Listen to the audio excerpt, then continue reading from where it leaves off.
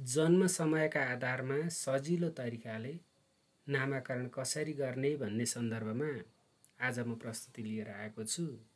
यो सजिलो तरिका भन्नाले हामीले यसमा इष्टकाल, भयात र भभोग साधना नगरी सजिलै नामाकरण गर्न सकिन्छ।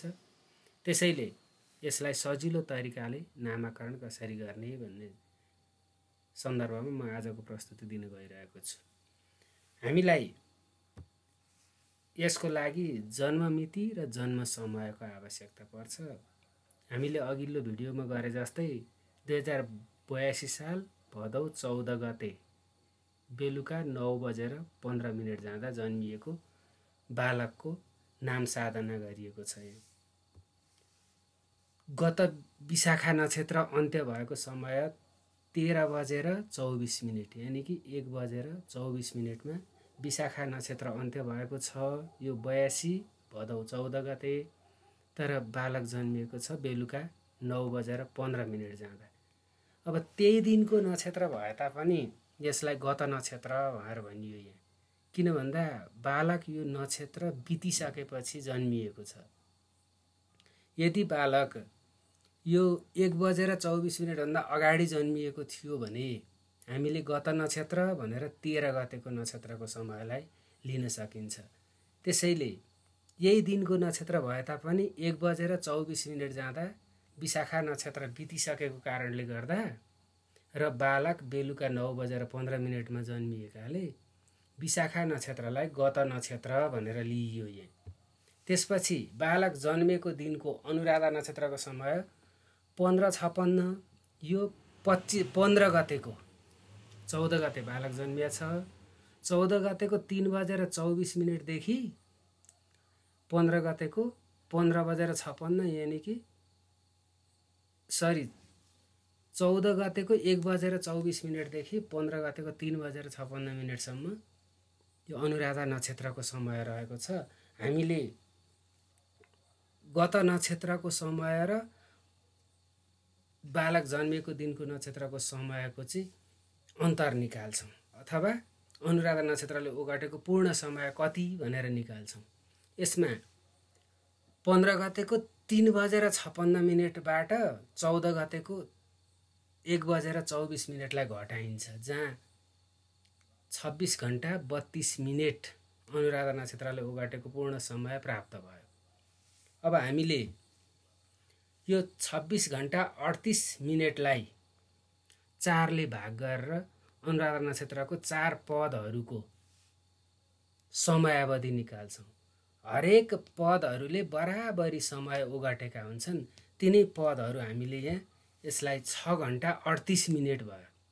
यसको मतलब के त, अनुराधा नक्षत्रका 4 वटा पदहरूले हरेक पदले 6 घण्टा 38 मिनेट, 6 घण्टा 38 मिनेट, 6 घण्टा 38 मिनेट र 6 घण्टा 38 मिनेटको दरले चाहिँ 26 घण्टा 38 मिनेट समय ओगटेको, 26 घण्टा 32 मिनेट समय ओगटेको पाइयो।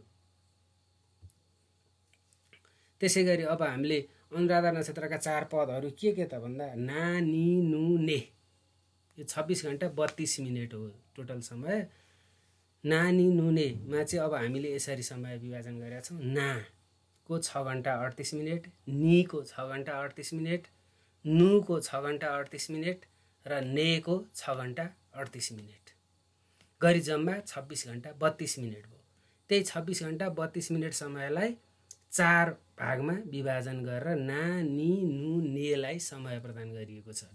अब यो अघिल्लो विशाखा नक्षत्र अन्त्य भएको स्थान अथवा 14 गतेको 13:24 यानि कि 1:24 बाट यो जोड्दै गइन्छ। ना पहिलो पद भएकोले 6 घण्टा 38 मिनेट जोडिन्छ, जुन चाहिँ 20:02 यानि कि साँझ 8:02 सम्ममा बच्चा जन्मिएको भए ना अक्षरबाट नामाकरण गरिन्छ। अब त्यति अवधिसम्म बच्चा जन्मेको समय आएन, बच्चा 9:15 मा जन्मिएको छ। अब पहिलो अक्षरबाट नामाकरण गर्न मिलेन, त्यो अवधिमा बच्चा जन्मेकै छैन। अब फेरि अर्को 6 घण्टा 38 मिनेट यानि कि 1:24 6 घण्टा 38 मिनट प्लस 6 घण्टा 38 मिनट दुईपल्ट जोडिन्छ। त्यो यो सजिलोको लागि इन्टु 2 गरे भने हुन्थ्यो। सजिलोको लागि मैले 6 घण्टा 38 मिनटलाई दुईपल्ट जोडिदिएँ। 26:40। अब यो 26:40 यो ज्योतिषमा भोलिपल्ट उज्यालो नहुन्जेलसम्मलाई चाहिँ त्यो गणना गर्दै गइन्छ। अनि जाँदाखेरि भोलिपल्ट सूर्य उदय भएपछि मात्र चाहिँ अर्को दिनको समय लागु हुन्छ। त्यसैले चाहिँ के त यहाँ 24बाट पनि 25 26 बज्दै जान्छ। यो भन्नाले रातिको 2:40 भन्ने बुझिन्छ। 2:40 दोस्रो पद यानि कि नीको समय रह्यो। अब बच्चा जन्मिएको छ 9:15 नी 2:40 कति बजेदेखि 8:02 भएको कारणले गर्दा बच्चा जन्मिएको समय दोस्रो पदमा परेको देखिन्छ। अनि तेस्रो पदमा 3 पल्ट, चौथो पदमा 4 पल्ट यो 6 घण्टा 38 मिनटलाई जोडिएको छ। जहाँ चाहिँ के त 15:56 यहाँ माथि अनुराधा नक्षत्रले ओगटेको समय चाहिँ 15:56 अथवा 3:56 निकालिएको छ। यदि 9:18 बिहान 9:15 गते बिहान 9:18 भित्रमा जन्मिएको भए नुबाट हुन्थ्यो र 3:56 भित्रमा जन्मिएको भए नेबाट हुन्थ्यो। यहाँ बच्चा 9:15 जन्मिएको छ, जुन 2:40 र 8:02 को बिचमा भएकाले दोस्रो पदबाट नामाकरण भयो। त्यसैले छोरा भए निराजन र छोरी भए निर्जला नामाकरण गर्न सकिन्छ। धन्यवाद।